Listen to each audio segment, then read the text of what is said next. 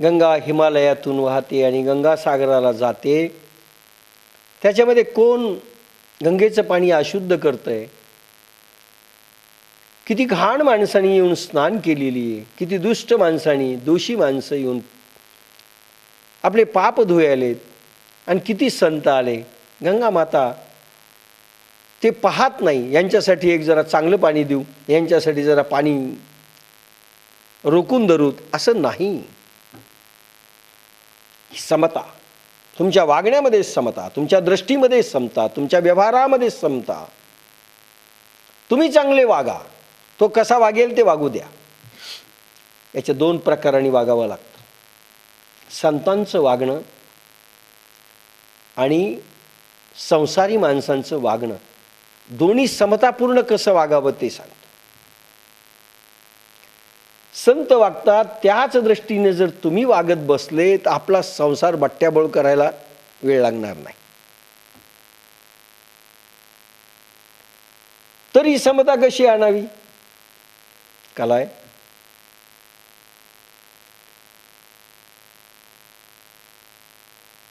तुकारामांना खूप छळ केला, ज्ञानेशांना छळ केला. त्याला काही उदाहरण प्रस्तुत करायचे होते की संतांनी कसं वागावं. प्रत्येकाने आपली काही उदाहरणं बनवलेली आहेत वागत असताना, दुसऱ्याचं पाहून नाटक केलेलं नाही. कारण ते आलेच त्याच्याकरता होते. आम्ही वैकुंठवासी आलो याची कारणासी, बोलिले जे ऋषी साच भावे वर्ताया.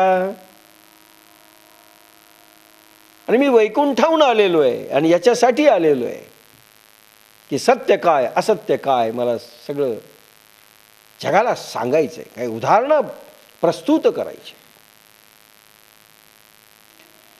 त्यांच्यासारखंच आम्ही वागावं का? त्यांचं पाहावं, मनात त्यांच्यासारखं वागावं, व्यवहारात थोडंसं बदल करावा लागेल. लक्षात घ्या, मनाने संत व्हावं, व्यवहाराने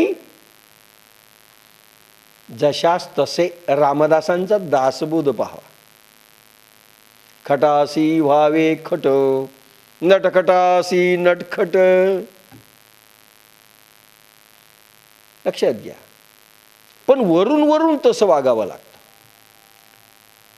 मुलाला मारायचंच नाही ठरवल्यानंतर ते बिघडूनही जाऊ शकतं. त्याला धाक निर्माण करण्याकरिता, त्याच्या मनामध्ये त्याला वळण लावण्याकरिता आपण त्याला मारतो. फक्त आतून राग जास्त असता कामा नये. नाटक म्हणून वरून रागावतो. जसं मुलांना आपण वरूनच रागावतो ना, का आतून रागावतो. चुप, तुझं तंगडं तुटेल, मी तुझं तंगडं तोडील. खरंच तंगडं तोडायला नाही, त्याला वाटतं खरंच तोडील, काय करता, आपण जरा गप राहावं. तुला बागुल बुवाला देईल, आता खरंच एखादा बागुल बुवा आहे त्याला देऊन टाकील. पोलिसाकडे तुला देऊन मार खाऊ घालील. एक भीती वाटावी. मनातून असतं का खरंच पोलिसाला तुम्ही देतो म्हणला ना, घेऊन जातो. आपण देणार नाही. बागुल बुवाला तुम्ही म्हणले ना, संकल्प केला ना, देऊन टाका, मी बागुल बुवा घेऊन जातो. देणार का आपण? नाही. अरे वरून बोललो, मी नाटक केलं. आतून नसतं. म्हणून संसारात वागत असताना आतून स्वच्छ राहा. वरून बोलावं लागेल, तोडावं लागेल, वळण लागावं लागेल, रागवावं लागेल. हे संसारी माणसाकरता अलाउड आहे. त्याच्यासाठी संपूर्ण दासबोध पाहावा.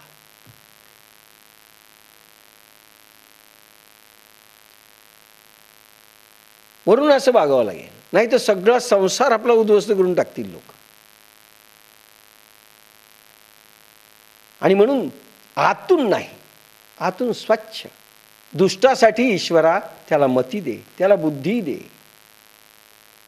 त्यालाच काही समजत नाही रे,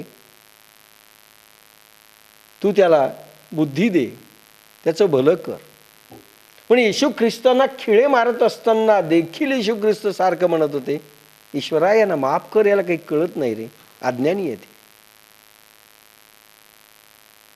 हे ज्ञानी असते तर मला असे खिळे मारले नसते. हा भाव व्यवहारात असावा. वरून मात्र तुम्हाला पूर्ण नाटक करावं लागेल. वरून तुम्हाला जशास तसं वागावं लागेल, पण आतून फक्त मेंटल टेन्शन कुठलंही घ्यायचं नाही.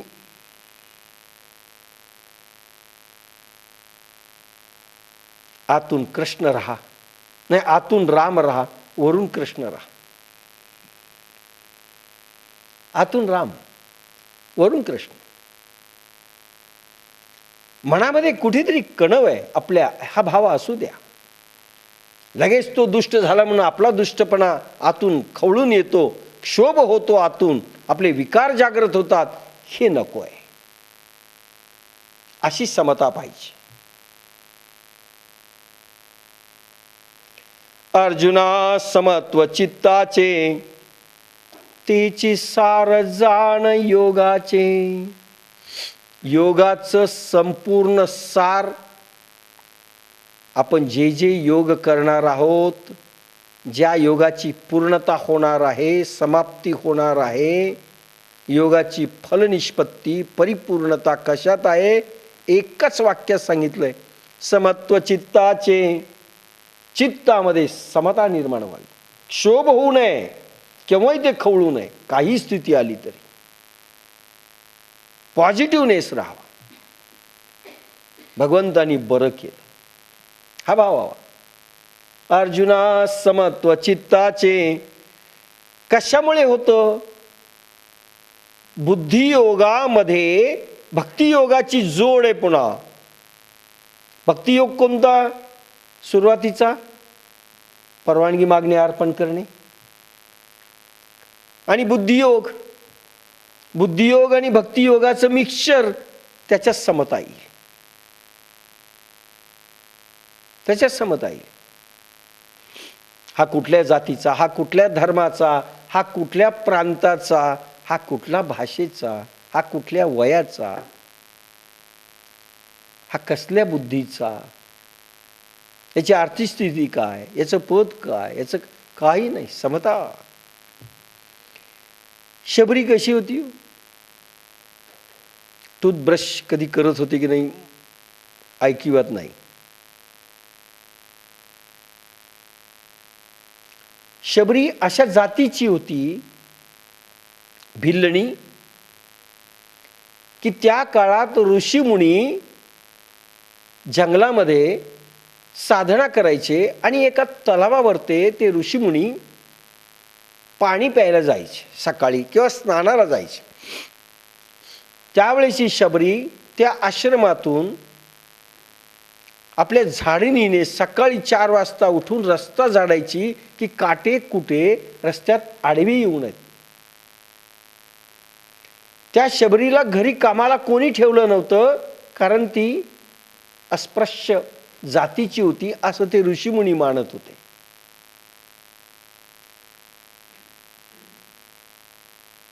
आणि ती फक्त झाडून अशी बाजूला राहायची, काही करायचं नाही. घरात देखील प्रवेश नाही, तिचा स्पर्श नाही, तिची वाणी नाही, काही नाही, दूर राहायचं. एकदा असं झालं, शबरीनं तिथे स्नान केलं आणि काही ऋषींनी पाहिलं त्या तलावात. त्या ऋषींनी बायकॉट केला, अरे शबरीनं पाणी खराब करून टाकलंय, हे पाणी बाटलं.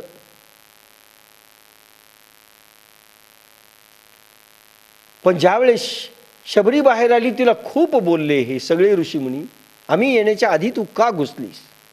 आणि ऋषी गेल्यानंतर ते पाणी लाल झालं, त्यांना स्नानच करता येईन, रक्तलांछित पाणी झालं त्या तलावाचं. ऋषींना वाटलं आपण स्नान करतोय, शुद्ध व्हायला पाहिजे, तर पाणी लाल कसं झालं? मग म्हणले आपण शबरीला खूप बोललोय, तिला बोलवलं, तिला म्हणे तू आधी स्नान कर. मग तिला स्नान केले की पाणी पुन्हा शुद्ध झालं. ही शबरी आहे. आणि सारखी वाट पाहते शबरी, प्रभू केव्हा येणार? तिला सांगितलं होतं की रामचंद्र येतील, आणि रोज बोर आणून ठेवायची, माझा राम येईल. आणि त्यासाठी ही रस्ता झाडल्यानंतर सगळी कामं बिनबोभाट केल्यानंतर ही अगदी समाधी अवस्थेमध्ये बसून रामाचं चिंतन करायची आणि रोज द्रोण आणून ठेवायची. राम आले ना मी हे देईल. म्हणून रामाला यावं लागलं. आणि आल्यानंतर तिनं कसे दिले? रामकृष्ण कारण भक्तीमध्ये कर्मठता नाहीये आणि सिक्वेन्स नाहीये. आता प्रभूचं काय करावं? दह्यानी स्नान, मग दुधानी स्नान, मग मधानी स्नान, मग असं घासायचं, कुठलाही प्रकार नाही. मग नैवेद्य कसा असावा, पंचपक्वान्न कसे असावे, मग घंटी कशी वाजवावी. रामकृष्ण परमहंस नैवेद्य दाखवत होते. आणि राणी रासमतीच्या जावयांना कंप्लेंट केली. राणी रासमतीचं ते कालीमाता मंदिर होतं आणि हे रोज उष्ट असं प्रत्येक चाखायचे पदार्थ, प्रत्येक स्वतः चाखून पाहायचे आणि ते चांगलं असलं, मीठ कमी असलं तर आधी टाकतील. एक चांगलं फर्स्ट क्लास झालं ते की मग तसंच ते उष्ट अन्न जगदंबेला दाखवायचे, खा. हे पाहिलं काहींनी की रामकृष्ण स्वतःचं उष्ट जगदंबेला नैवेद्य दाखवतात. आहे का हो कुठे उष्ट द्यावं? उष्ट खाऊ नये तर उष्ट द्यावं आणि ती देवाला, असा धर्म आहे. आणि ज्यावेळेस राणी रासमतीचे जावई हे आले, माथुर बाबू, त्यांनी पाहिलं की रामकृष्ण पाहिलेत मीठ कमी आहे, टाका. आणि तेच ताट, दुसरंही नाही, पुन्हा सगळं खाऊन पिऊन मग ते दाखवायचं की बेस्ट आहे, खा. माथुर बाबूला वाईट वाटलं, पण पाहावं म्हणले काय होतं. आणि ज्यावेळेस नैवेद्य दाखवायला गेले, सारख्या अश्रुधारा वाहत आहेत डोळ्यातनं. तू जेव. जगदंबेला, कालीमातेला प्रगट व्हावं लागत होतं आणि खावं लागत होतं उष्ट. हे शबरीचं झालं. शबरीचं प्रेम. प्रत्येक बोर चाखून पाहायची. गोड असेल ना ते प्रभूला ठेवायचं, जे बरोबर नसेल ते फेकून द्यायचं. ते आता ते अर्ध चाखलेलं आहे का कुठे? म्हणून भक्ती हा असा विषय, त्याच्यात काही नीती आणि नियम नाहीच, रूल्स रेग्युलेशन नाहीच, काही नाही. No rules, no regulation, no नीती, नो नियम. कसं द्यावं, काय द्यावं, भक्तीच्या वाटा. अर्जुना समत्व चित्ताचे. अरे जिच्या बुद्धीमध्ये, जिच्या दृष्टीमध्ये, जिच्या वाणीमध्ये, जिच्या कृतीमध्ये, जिच्या भावामध्ये समता आलेली आहे. प्रभूच्या भावामध्ये जशी समता, तसं तिचं बुद्धी झालं, तिचं मन झालं, तिचं शरीर झालं, तिचं कर्म झालं, तिचं उष्ट देखील प्रिय आहे. किंबहुना भगवान तेच खातो. अर्जुना समत्व चित्ताचे. मनामध्ये अशी समता पाहिजे आणि त्यासाठी ममता जागृत झाली पाहिजे. आणि कशातून होतं? बुद्धियोग आणि भक्तियोगाची सांगड. भक्तियोगा म्हणजे बुद्धियोगामध्ये भक्तीचा तो समर्पण भाव मागचा ओवीतला आपण घेतला की बुद्धियोगाची सांगता झाली. म्हणून भक्ती श्रेष्ठ की बुद्धियोग श्रेष्ठ की ज्ञानयोग श्रेष्ठ हा भाव भगवद्गीतेत नाही आणि ज्ञानेश्वरीत नाही. काही श्रेष्ठ नाही, काही कनिष्ठ नाही. प्रत्येक इंजनाचा उपयोग आहे.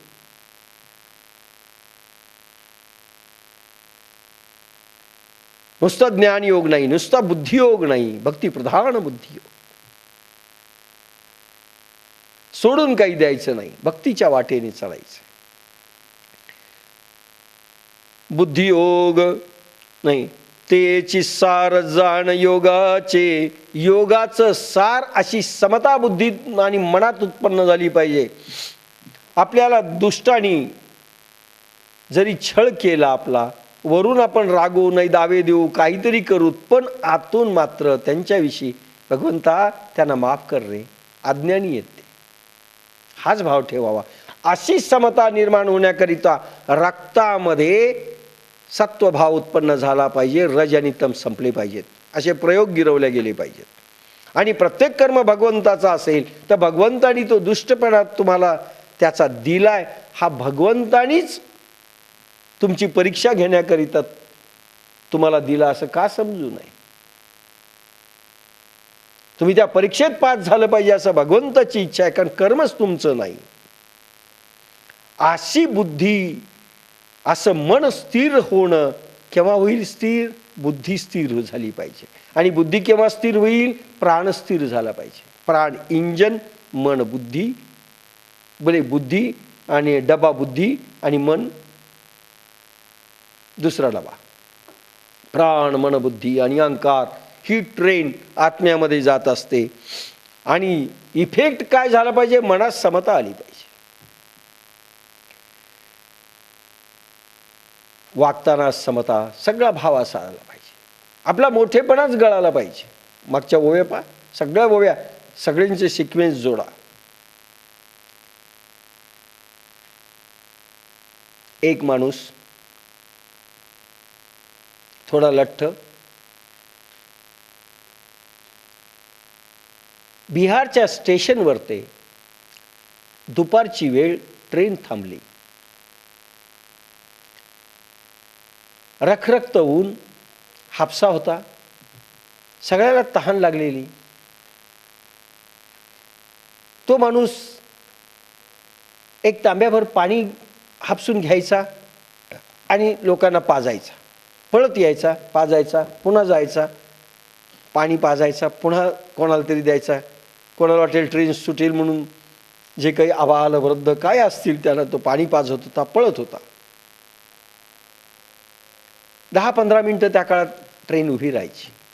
सारखा पळायचा तो. मग चौकशी केली.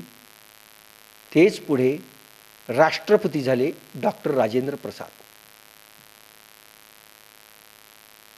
पहा मनामध्ये कसा भाव आहे या मोठ्या लोकांचा. दुसरं उदाहरण आहे, काँग्रेसचं एक फार मोठं शिबिर होतं. त्याच्या सगळे VIP कोठ्यातले येणार असं होतं.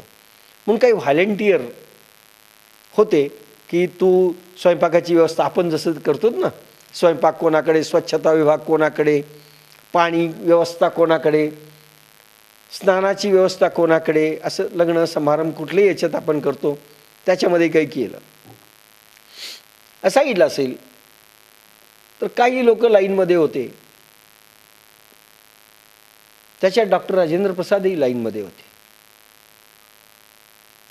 ते पुढे थोडे यायला लागले. अहो म्हणले, लाईन तोडू नका, तुम्ही लाईनमध्ये उभा राहा.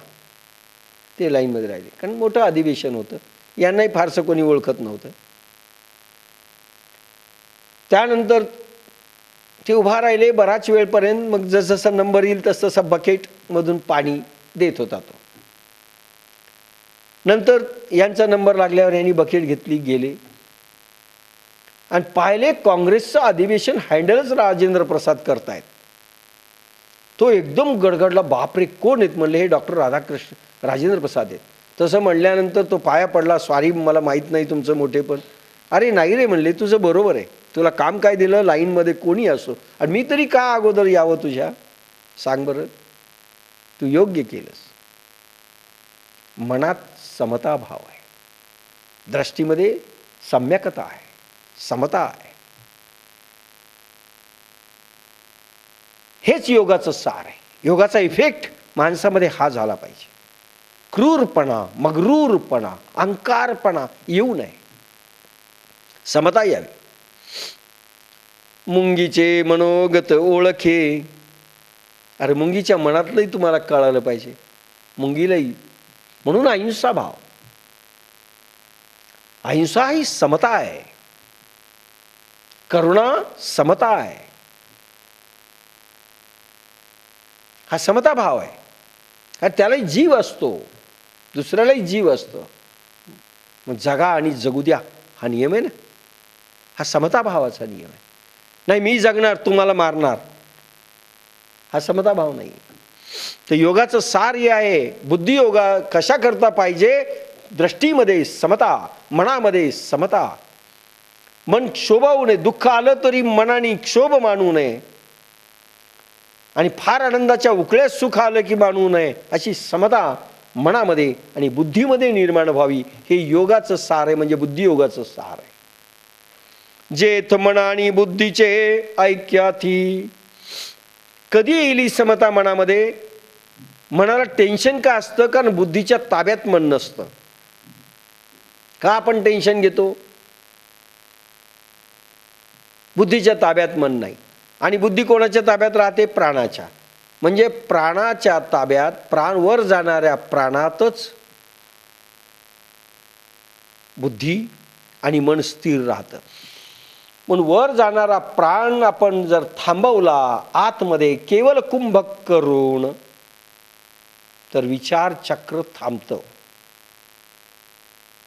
मन टेन्शन घेत नाही, मन चिंतन करत नाही, बुद्धी देखील चिंतन करत नाही. आणि ही स्थिरता म्हणजे योगाचा सार आहे.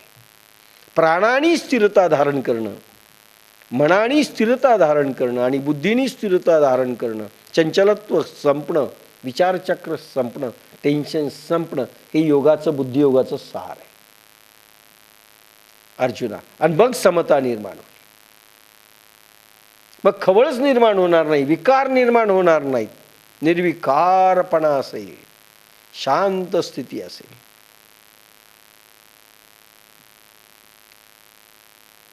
अर्जुना समत्व चित्ताचे, तेची सार जाण योगाचे.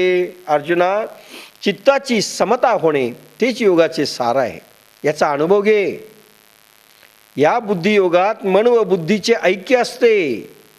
मन आणि बुद्धी ऐक्य झालं पाहिजे. मनाचं मन पण जाऊन बुद्धीमध्ये मेल्ट झाली पाहिजे. बुद्धीमध्ये मनाचा मृत्यू झाला पाहिजे, एक झालं पाहिजे. मन व बुद्धीचे ऐक्य असते. बुद्धी स्थिर स्वभावी, मन चंचल अधस्वभावी. ते प्राणबंधनात राहते. बुद्धियोगात प्राण पलटतो, म्हणजे ऊर्ध्व होतो. ऊर्ध्व गतीतून बुद्धीद्वारा आत्म्याकडे जातो. त्यावेळी प्राणाबरोबर मनही बुद्धीत ऐक्य पावते, स्थिर पावते. आणि असं मनबुद्धीचं ऐक्य म्हणजे एक प्रकारचं ध्यानातून समाधीकडे वळलं, एकदम स्थिर झालं पाहिजे. भाव समाधी, ध्यान समाधी लागली पाहिजे. प्राण फार कमी खाली आला पाहिजे. मन विकार रहित राहतं, मन चंचल होत नाही, विचार रहित राहतं. योग्य वेळेस ते बाहेर येतं, विचार करतं, पुन्हा आत जातं. स्थिरता, मग समता निर्माण होते, मग त्याचे भाव निर्माण होतात. याच्याकरिता सगळं कर्म भगवंताचं. आपलं म्हणलं की समता होईल का? माझं खराब केलं, माझा पेन तुम्ही खराब केला, माझी वही खराब केली, माझ्या बायकोला बोलले, आता सगळं माझं माझं म्हणल्यावर सगळं झालं. आणि माझं नाही म्हणल्यानंतर तुझं तू आहे भगवंता पाय. वरून वरून आपण काय करायचं ते करू, ट्रस्टी म्हणून. बाकी आपण कोणाचेही भाग्यविधाते नाहीत, कोणाचेही भाग्यविधाते नाही. असं समता मनामध्ये निर्माण झाली पाहिजे. तो बुद्धियोग विवरिता बहुते पाडे पार्था, दिसे हा अरुता कर्मयोग. तो बुद्धियोग विवरिता बहुते पाडे पार्था. समतेची उदाहरणं खूप आहेत, पण तुम्हाला मधून मधून सारखं बोलतोय म्हणून ही ओवी मी फार लांबवणार नाही. कारण समता सारखा शब्द येणार आहे कुठेही. तो बुद्धियोग विवरिता बहुते पाडे पार्था. आता योग योग शब्द जो मागे आलाय त्याची सार जाण योगाचे, तो बुद्धियोग. ज्या बुद्धियोगाच्याच ओव्या चाललेल्या आहेत. तो बुद्धियोग विवरिता बहुते पाडे पार्था, दिसे हा अरुता कर्मयोग. आता तुमच्या कर्मयोगावर भगवान आले, जे तुम्हाला मिळालं आहे. अलीकडे कर्मयोग, पलीकडचा टप्पा बुद्धियोग. लक्षात घ्या, अरुता म्हणजे अलीकडे कर्मयोग. कर्मयोगापासून सुरुवात आहे आणि ट्रेन जाणारी बुद्धियोगात. दुसरा धागा बुद्धियोग, अलीकडे कर्मयोग.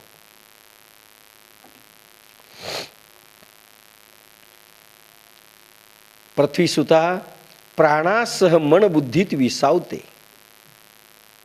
अशा त्या बुद्धियोगाचे विवरण करू लागले असता त्याच्या तुलनेत हा कर्मयोग फारच कमी प्रतीचा आहे. तेव्हा अविज्ञानी कर्मभक्ती ज्ञान मार्गे कर्मांना येथे स्थानच नाही हे उघड आहे.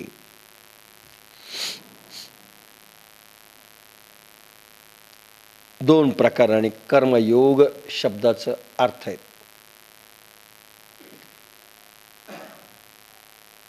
अलीकडे हा कर्मयोग आहे, म्हणजे बुद्धियोगाची तुलना कर्मयोगाशी ज्यावेळेस तुम्ही कराल त्यावेळेस कर्मयोग हा निकृष्ट प्रतीचा आहे किंवा अलीकडचा आहे आणि बुद्धियोग हा श्रेष्ठ आहे असा अर्थ घेतला.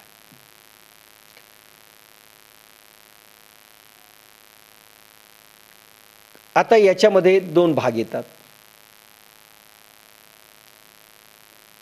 कर्मयोग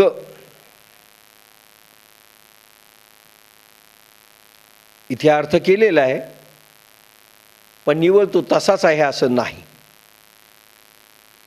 कर्मयोगाचा इथे करत असताना केलाय मानवी बुद्धीचे अभाव योग. कर्मयोगाचा अर्थ असंख्य लोक असेही करतात. कर्तव्य कर्म, तुम्ही केलेलं कुठलंही कर्म, हेतुक अहेतुक, लौकिक धार्मिक स्वाभाविक, हे सगळी कर्म, याला अभाव योग म्हटलंय. पण इथे शब्द भगवंतांनी कर्मयोग वापरलेला आहे, कर्म मार्ग शब्द नाही. अलीकडे कर्मयोग आहे याचा अर्थ असा की कर्मयोगांमध्ये दोन प्रकारच्या तुम्हाला क्रिया कराव्या लागतात. नंबर एक क्रिया, कर्मयोग म्हणजे काय? कुंडलिनी जागृत झाल्यानंतर साधना करत असताना ज्या क्रिया, प्रक्रिया, आसनं, प्राणायाम काय काय तुम्हाला होतील, दर्शन, तो एक भाग आपोआप होणारा, उत्पन्न होणारा, तेही कर्मच आहे.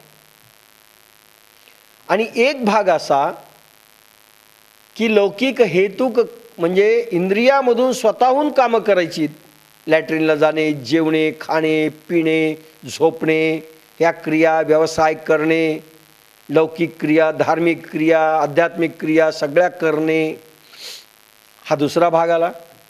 हाही कर्मयोगामधला पार्ट आहे. पण याला कसं जुळवायचं म्हटलं, कर्माचा योग कसा होतो, म्हणजे तुम्ही स्वतःहून जे काम कराल, कर्म कराल, भले धार्मिक असो, अधार्मिक असो, लौकिक असो, स्वाभाविक असो, हेतुक असो की अहेतुक असो, कुठलंही कर्म केलं तर त्याचा योग कसा करायचा? कर्मयोग, कर्माला ईश्वराला जोडून द्यायचं आहे. परवानगी मागणे, अर्पण करणे, झाला कर्मयोग त्या कर्माचा. अग्नीमध्ये तुम्ही अर्पण केलं म्हणजे योग झाला ना, कर्माला जोडून दिलं आत्म्याला, परमात्म्याला, कर्म संपलं. एक भाग. दुसरं, कर्मयोगामध्ये तुम्ही साधना करत असताना ज्या क्रिया आपोआप उत्पन्न होतात, तुम्हाला सगळ्यांना अनुभव येतो, ऑटोमॅटिक सगळं होतं, जगदंबा करून घेते. ह्याही क्रिया फार श्रेष्ठ समजू नका बुद्धियोगाच्या तुलनेमध्ये, कारण ह्या अलीकडच्या आहेत. हे दोन्ही अलीकडचं आहे. स्वतःहून करणारे कर्म जे अर्पण केल्यानंतर परमात्म्याला मिळतात ती, आणि जी उत्पन्न होतात तुमच्या साधनेमध्ये ती, दोन्ही कर्मयोगामध्ये मोडतात. ह्या अलीकडच्या आहेत. बुद्धियोग पलीकडचा आहे. कारण ह्या क्रिया उत्पन्न होतात, बुद्धियोगामध्ये क्रिया संपतात.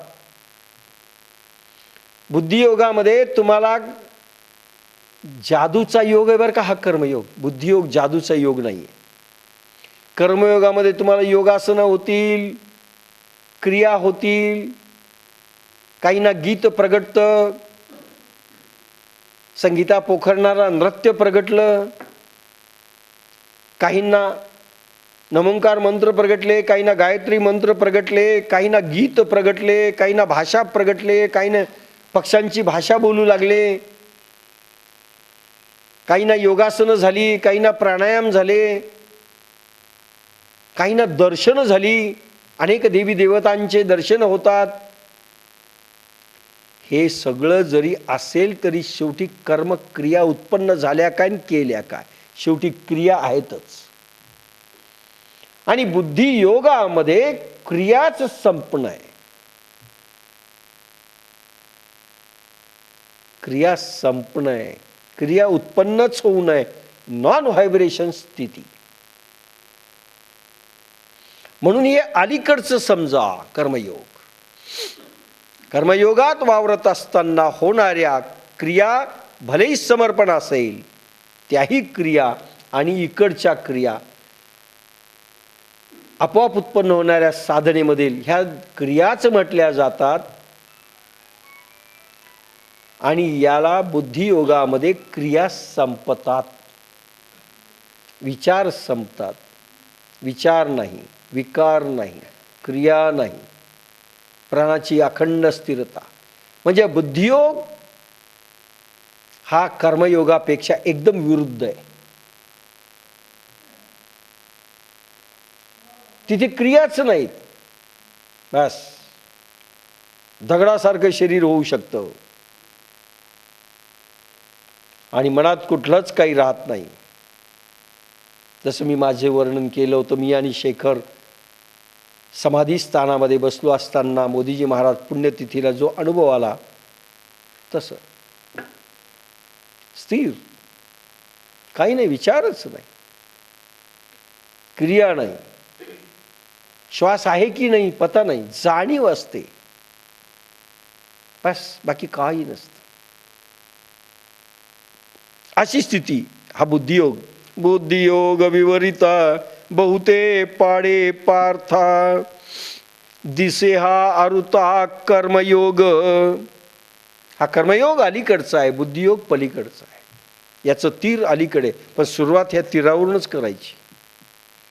कर्मयोगाचं तीर इंद्रियामधून कर्म करावेच लागतील एक, पण वज्रकवच कसं घालायचं, समर्पण करून परवानगी मागणे, अर्पण करणे. आणि दुसरं, कर्मयोगामध्ये देखील तुम्हाला साधनेला बसावंच लागेल, मगच बुद्धियोग मिळेल. परित्येची कर्म आचरिजे, तरीच हा योग पविजे. कर्मयोगामध्ये देखील तुम्हाला हठ आणि अष्टांग योगाचे प्रयोग करावे लागतील एखाद्या वेळेस. म्हणून आपण योगासन म्हटलंय, हुकार साधना म्हटली. फिजिकल फिटनेस येण्याकरिता अनेक जोड द्यावे लागतील. एनिमा एरंडेल म्हटलंय, देहशुद्धीचे प्रयोग म्हटलंय.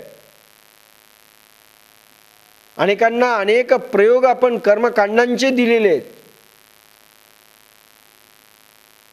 बुद्धियोगात हे प्रयोग नाही आहेत, पण कर्मयोगात हे प्रयोग आहेत. म्हणजे निषिद्ध नाहीये ते. परित्येची कर्माचरिजे, भलेही ते हठ अष्टांग योगाचे तुम्हाला कृत्रिम प्रयोग दिलेले असो किंवा व्यवहारामध्ये कर्म करावं लागत असो, हे करावं लागणार. बुद्धियोगामध्ये कर्मस्थिरता असेल याचा अर्थ असा नाही, ज्ञानेश्वर म्हणतात किंवा भगवान गोपाल कृष्ण म्हणतात की हे कर्म सोडून द्यायचंय. लक्षात घ्या, कारण ह्या कर्मावरच तुमची पुढे तुम्ही जाणार आहात. कर्मयोग आणि कर्मक्रिया, कर्मकांडांच्या क्रिया तुम्हाला पात्र बनवतील बुद्धियोगासाठी. म्हणून जरुरी आहे ते करणं. तुम्हाला पात्रता येईल म्हणून जरुरी आहे. फिजिकल फिटनेस आली पाहिजे, मेंटल फिटनेस आली पाहिजे, तर बुद्धियोग. म्हणून एक करावं लागेल, सोडू नका. आणि हाच भाग नेमका समजलेला नाहीये हिंदुस्थानातल्या अनेक पंथांच्या संतांना आणि विद्वानांना. नाही समजला. कर्म सोडून डायरेक्ट संन्यासी झाले. पण कर्माचा नीट व्याख्या समजली नाही. नाही समजली व्याख्या. म्हणून भगवान गौतम बुद्ध ज्यावेळेस भिक्षा मागण्याकरिता साधना संपल्यानंतर यशोधरेकडे येतात, पहिल्यांदा पत्नीच्या घरी भिक्षाम देही, आणि तिला कळतं की हा तर नवराच दिसतोय 12 वर्षानंतर आलेला. तर तिनं ओळखलं तेजपुंज चेहरा. भिक्षाम देही. तिने सांगितलं, तुम्हीच न सिद्धोदन माझे मिस्टर? ते म्हणाले हो. साधना करून आले? त्यांनी सांगितलं हो. जे तुम्हाला साध्य झालं हे जंगलातच मिळत असतं का?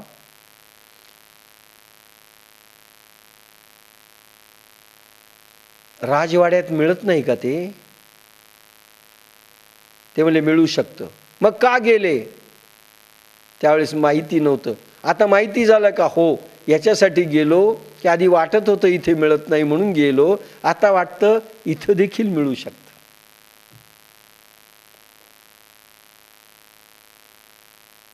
सुरुवातीला गाईडलाईन नसला की माणसांच्या फजित्या होतात. सगळं सोडून निघून जाणे आणि संन्यास धारण करून बंबम करणे. पण मी नेहमी म्हणत असतो, सध्याचा संन्यास हा आता कालबाह्य झालेला आहे. कालबाह्य होऊ नये. आणि तो संन्यासी म्हटलाच जात नाही. आता येईल ज्ञानेश्वरींच्या ओव्या, त्यावेळेस मी सांगेल, आज नाही सांगत. कालबाह्य. संन्यासी वस्त्र धारण केली आणि सगळं सोडून निघून गेला म्हणजे तो संन्यासी असतो, याच्या इतका खोटेपणा नाही. भ्रामक समजूत आहे. गेरवे वस्त्र धारण करणे किंवा पांढरे वस्त्र घालणे, बायको न करणे आणि भनभन करीत फिरणे, याला संन्यासी म्हणत असतील तर कुठेही अध्यात्मानं अशी परवानगी दिलेली नाही. कुठेही दिलेली नाही. म्हणून कर्मयोग हा करावाच लागतो कोणालाही, हे भगवान गोपाल कृष्ण सांगतायत. करायलाच पाहिजे. आणि आम्ही कर्म सोडलंय म्हणतात. हे सगळे संन्यासी झालेले कर्म आम्ही सोडलंय. पण काही पदार्थ सोडून देतात, काही कर्म करण्याचं सोडून देतात, काही. आता कर्माची व्याख्या ज्यावेळेस खरी येईल त्यावेळेस मी सांगेल, आज नको तो विषय. फक्त इथे एवढाच उल्लेख करतो की कर्मयोग करावा लागेल. परितेची कर्म आचरिजे. अरे ते कर्म करावंच लागेल. कोणालाही, anybody who may be whatsoever. हे वाक्य इंग्रजीचं चपकल आहे बा. Who may be whatsoever he has to do. संन्यासी असो त्यालाही कर्म करावं लागेल, संसारी असो त्यालाही कर्म करावं लागेल, संत असो त्यालाही कर्म करावं लागेल. हा कर्म कसं करावं ते चिलखत घाला, दॅट इज डिफरंट, पण करावं लागेल. परितेची कर्म आचरिजे म्हणून अनेक ठिकाणी असं केलंय. कर्मन्यासा त्या काळातली पद्धती होती. सत्ययुगामध्ये कर्मत्याग लक्षण होतं. सत्ययुगामध्ये ऑटोमॅटिक 60-60 हजार वर्ष तुम्ही सहज जिवंत राहायचे. 60-60 हजार वर्ष. म्हणून विश्वामित्रांनी 60,000 वर्ष तप केले. अरे 60 वर्षामध्ये 3दा हार्ट अटॅक यायलाय. आता 60 वर्ष मॅक्झिमम लिमिट आहे का काय असं वाटायला लागलं. 60,000 वर्ष. सहज राहू शकत होते माणसं सत्ययुगामध्ये. त्यावेळेस कर्मत्याग, काय बसून जायचं. असेच बसले होते विमानाने जाणारे कर्दम ऋषी. एकदा उतरले समाधीतून, बापाने कोणी सांगितलं असेल लग्न केलं पाहिजे, लग्न केलं पाहिजे, केलं लग्न.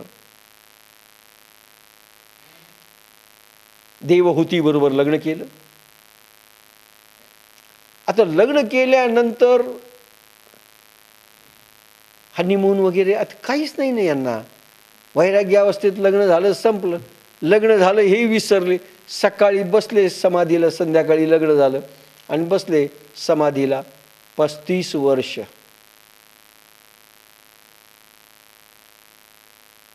आताची बायको असती तर मारलंच असतं काठी.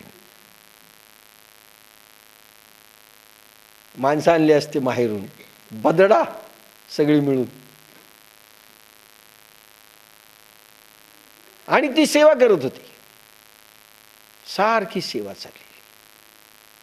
त्यांना काय काय लागतं हे सकाळी उठायचे लक्षच नाही यांचं. बस पुन्हा एके दिवशी पाहिले 35 वर्षांतर क्रश झालेली बाई आपल्या समोर उभी. तू कोण आहेस?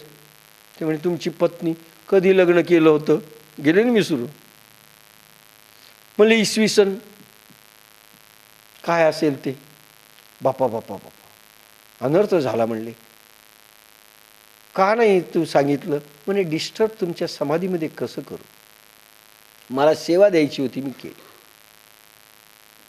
ठीक आहे म्हणले, काय इच्छा आहे? तुमच्यासारखे पुत्र पाहिजे. चलो आता एंटरटेनमेंट.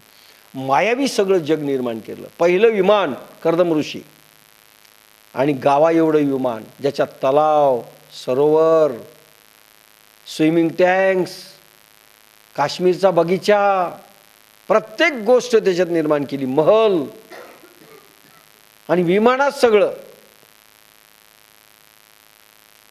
9 पोरं झाली. त्याच्यात एक भगवान कपिल महामुनी सांख्यशास्त्राचे निर्माते झाले. एकच मुलगा आणि 9 मुली. 8 मुली का 9? 9 मुली. बायांना पक्क माहीत असतं किती मुली. पुरुषला एकच माहिती आहे. नाही, एकच झाले. कपिल महामुनी आणि त्या 9 मुली. आणि नंतर म्हणाले देवहूती झाला संसार? हो. आता पुन्हा समाधीत जाऊ? अजून काही इच्छा नाही, जा. कोण म्हणतं ऋषीमुनींनी संसार केले नाही?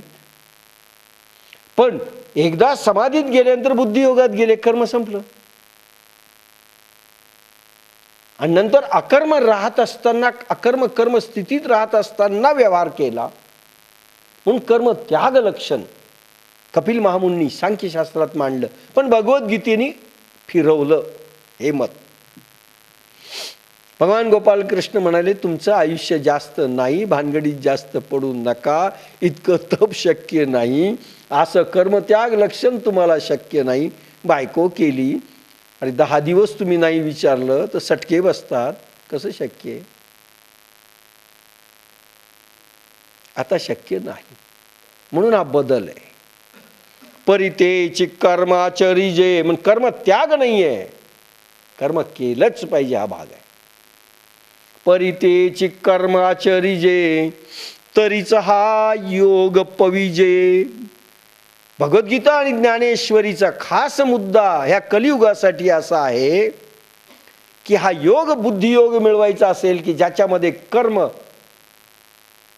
संपतं, कर्म संपवल्या जातं, कर्म जाळल्या जातं, कर्म फळ जाळल्या जातं, कर्म करून तो अकर्ता असतो, भोग भोगून तो ब्रह्मचारी राहतो. ही जी कला आहे हे केल्यानंतरच योग हा मिळेल. करावं लागेल कर्म. म्हणून अर्जुना तुला युद्ध करावं लागेल असा दुसरा अर्थ आहे. अहिंसा आहे का हिंसा आहे विचार करू नको, कर्म केलंच पाहिजे, जरुरी आहे. मी माझ्या मुलाचं संगोपन करणार नाही कारण हिंसा व्हायली. अरे केलंच पाहिजे. तो विचार नाही. परितेची कर्माचरिजे म्हणून कर्माचा निषेध नाहीये. सगळे कर्म करा, हेतुक अहेतुक सगळं करा, पण भगवंती अर्पे सकळी कर. वज्र कवच घाला. तरीच हा योग पविजे, तरच हा बुद्धियोग मिळेल अर्जुना. कर्म वैज्ञानिक रीतीनं करणं जरुरी आहे, पण वैज्ञानिक रीतीनं भोंगळ नाही. परवानगी मागायला पाहिजे, अर्पण करायला पाहिजे. नाही केलं तर ते तुम्हाला भोगावं लागेल. जे कर्मशेष सहजे योग स्थिती, परंतु तेच कर्म विज्ञानानुसार योगाची जोड देऊन कर्मयोग, भक्तियोग, ज्ञान, वेदांत याच्या रीतीने पात्रता येण्या इतके करावे, तरच हा निश्चित निस्पंद निष्कंब निष्काम करणारा बुद्धियोग मिळतो. मग त्या अभ्यासातून निष्कर्माची जी शेवटची आपोआप उत्पन्न झालेली अडोल स्थिती ती योग स्थिती होय. पुन्हा कर्म काय करावे लागतात? आपण तर नवीन नवीन निर्माण केलंय. पूर्वीच्या संत साहित्यात फार कमी गोष्टी आहेत. पूर्वीच्या धर्मात फार कमी गोष्टी आहेत. त्यांच्या धर्मात 2-4च गोष्टी आहेत पूर्वीच्या.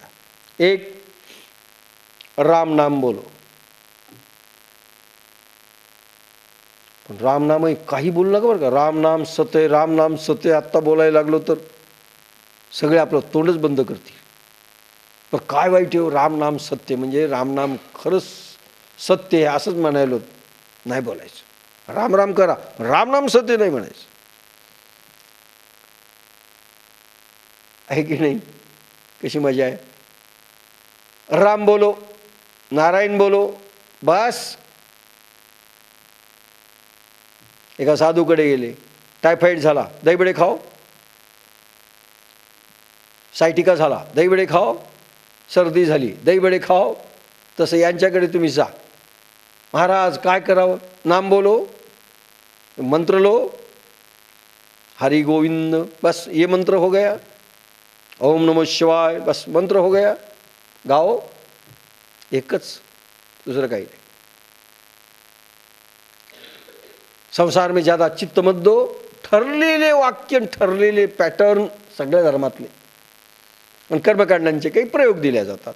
हवन करो, यज्ञ करो, दान धर्म करो, पूजा अर्चा करो, सेवा करो, खतम. आता इतक्या मोठ्या लॉंग गाडीतनं आपण छोट्या आयुष्यात कसं जायचं? कसं शरीर शुद्ध करायचं? तो कर्माला विचारलं 350 वर्षापूर्वी. सांगा तो का बा शरीर कसं शुद्ध करायचं? कीर्तन चांग होय अंग हरिरूप. त्यांनी सांगितलं असं कीर्तन करा की भगवान श्रीकृष्णाचं जसं अंग होतं तसं तुमचं झालं पाहिजे. असं कीर्तनात नाचा. आता इतकं नाचायला वेळ आहे का? जिजाबाईनं बदडलं सारखं तरी तुकाराम टिकले. आपण तर टांट मारला बायकोनं तरी टिकत नाही. लक्षात घ्या. आता आपल्याला कसं जमावं ते? मासोळी सारखी तळमळ लागेल असं कीर्तनात बाबासाहेब म्हणायचे, विणा घेऊन उभा राहा. राम कृष्ण हरी जय जय राम कृष्ण हरी. 8-8 घंटे, 10-10 घंटे, 12-12 घंटे बस नाचा. राम कृष्ण हरी जय जय राम कृष्ण हरी.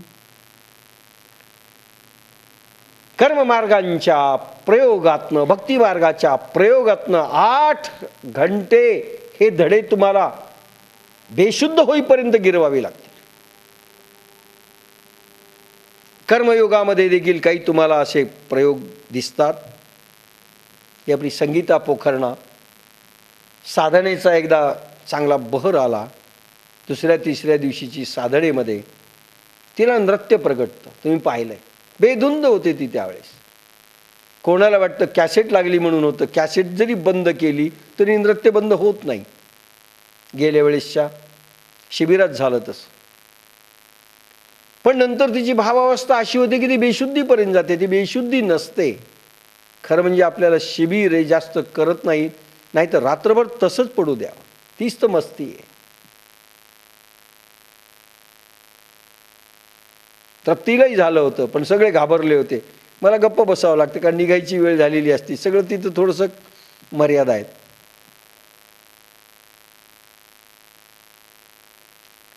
2-2, 3-3 दिवस पडलेत. आपण जर डॉक्टरलाच बोलून घेऊ. रामकृष्ण जात होते त्यावेळेस 4-4 दिवस अगदी लोकांच्या दृष्टीने बेशुद्ध अवस्था असे, बेधुंद अवस्था. मस्ती, वैराग्य, प्रखर वैराग्य असतं. भान राहत नाही, बेभान स्थिती. हे नृत्यातून. तर जे संगीताला आपोआप झालं ते कृत्रिम रीतीने प्रकट करावं लागेल. म्हणून ओशोंनी, तुकारामांनी, सगळ्या लोकांनी आणि मीरा नृत्य करून नाचली.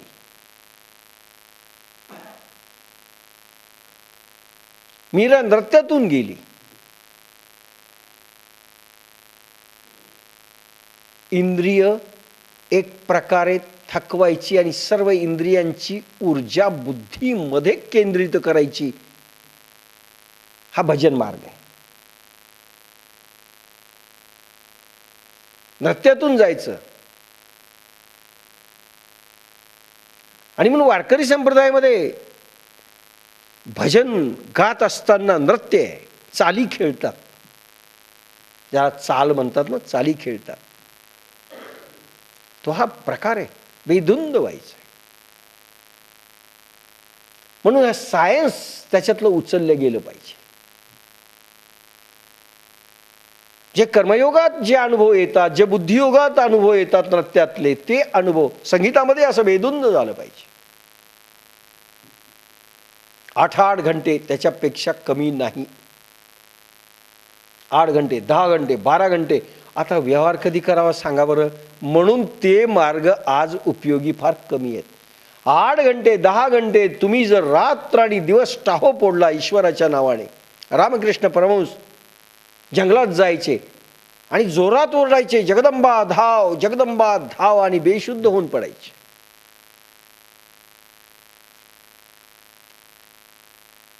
असे रडायचे, अश्रू थारावायचे. कंठी प्रेम दाटे, नयनी नीरलोटे. याला भक्ती म्हणतात, भक्ती मार्ग म्हणतात. भक्ती इतका सोपा आणि बुळबुळीत शब्द करून टाकलाय. याच्या कन्सेप्टच क्लिअर ह्या लोकांना झालेला आहे. रामकृष्ण परमहंस रात्रीमध्ये उशी त्यांची भिजलेली असे, उशीवर झोपत होते तर सारखे रडायचे, देवा तू का प्रगट होत नाहीस. तर सकाळी पाहिल्यानंतर उशी भिजलेली असायची. कंठी प्रेम दाटे, नयनी नीर लोटे, हृदयी प्रगटे रामरूप.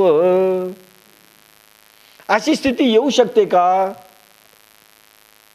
मासुळीसारखी तळमळ असते का? गोपिकांसारखी भावस्थिती निर्माण होऊ शकते का? नाही. म्हणून आपण अनेक गोष्टींची जोड दिली. म्हणून तो मार्ग जरी चांगला असेल तर तुम्ही ना आम्ही फिट नाही. तुम्ही आम्ही फिट नाही. पण पूर्वीचं सगळं साहित्य जसेच्या तसं उचलणं, आपली फिटिंग पाहिली पाहिजे. तो शर्ट आपल्याला लागू पडत नाही. आपल्याला असा शर्ट पाहिजे फ्लेक्झिबल, आणि हे ढेरी वाढली तर असं आपोआप जाणारा, कमी झाली तर असं ऑटोमॅटिक हे होणारा. आपली फिटिंगच वेगळी आहे, मनाची फिटिंग वेगळी. पण मोदीजी महाराजांनी याच्यासाठी मग टब्बात, स्टीमबात, हरिरूप अंग करायचं ना, चर्वंतर्पण, या सगळ्या गोष्टी दिल्या. आणि तिथे तुमची भाव एकदा समाधी लागली, 4-4 दिवस तुम्ही जेवण नाही केलं तर काय करायचं तुम्हाला? चर्वंतर पण सांगा. खाऊच नाही वाटलं, काय करणार तुम्ही चर्वंतर पण? हे कोणासाठी? आपल्यासाठी. आणि मीरा म्हणली असेल, मला खातच नाही मी, तर कशाला मला चर्वण तर्पण लावलंय? अवस्थिती. पण सगळं धर्मग्रंथातलं जशाच्या तसं उचलायचं. आज आपलं शरीर पाहावं नाही होऊ शकत. नसले महावीरांनी काय केलं नाटक. अरे महावीर कोणीकडे, तुम्ही कोणीकडे, बुद्ध कोणीकडे, तुम्ही कोणीकडे. आपलं तर असं आहे, महात्मा गांधी गेले, त्यांना सर्दी झाली होती, वल्लभभाई पटेलना सर्दी झाली, जवाहरलाल नेहरूला झाली, मला पण झाली. अरे त्याच्यात तुम्ही कुठे जाऊन बसलात?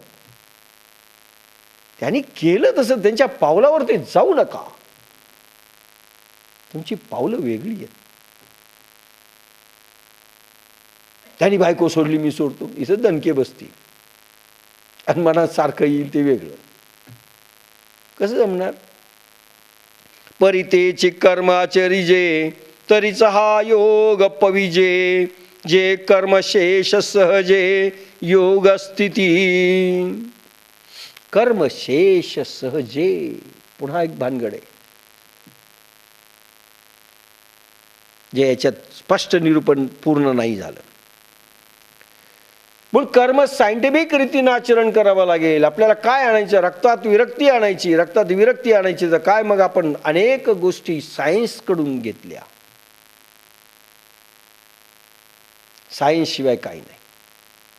मग चर्वणतर्पण असेल, मग एका शेंगदाण्यावर येणं असेल, मग शेंगदाण्यावर राहणं असेल, इंद्रियांना रसद देऊन त्यांच्यामधील मोह कमी करणे, आसक्ती कमी करणे पदार्थाची, हे प्रयोग आपण नवीन निर्माण केले.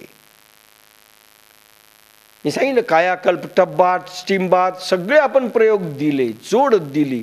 जायचं ना, हा इफेक्ट झाला पाहिजे. इतका वेळ आहे का तुम्हाला नाचायला? नाही. इतकं गायला? नाही. मग जेवढा वेळ आहे त्याच्यात बसवा. मग ह्या सगळ्यांची आपण जोड दिली.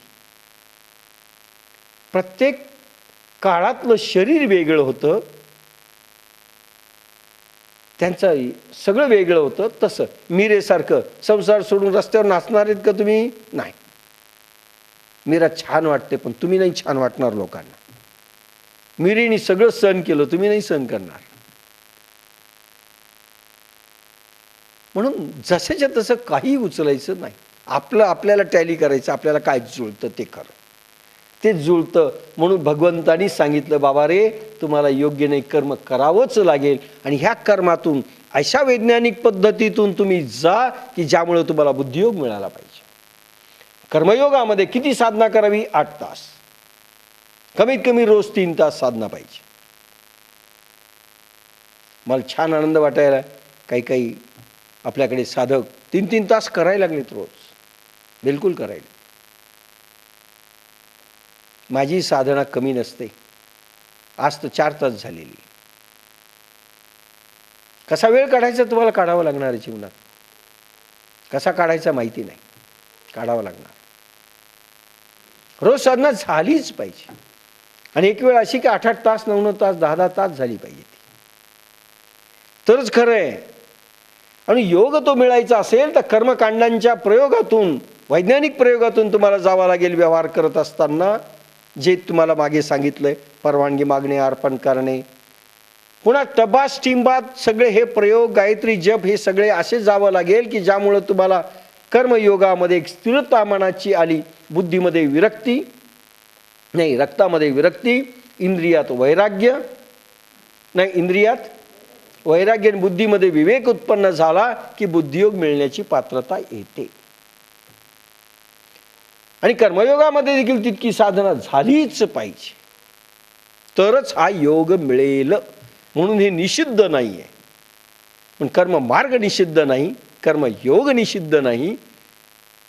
फक्त वैज्ञानिक रीतीनं केलं पाहिजे, वज्र कवच घालून, आणि हा योग मिळाला पाहिजे अर्जुना. म्हणून कर्म निषिद्ध नाही. मनोनी बुद्धियोग सधर तेथ अर्जुना होई स्थिर मने करी अवेर फळ हेतूचा मनोनी बुद्धियोग सधर. म्हणून अर्जुना हे एक राहिलं, जे कर्मशेष सहजे योग स्थिती, त्याचा अर्थ राहिला.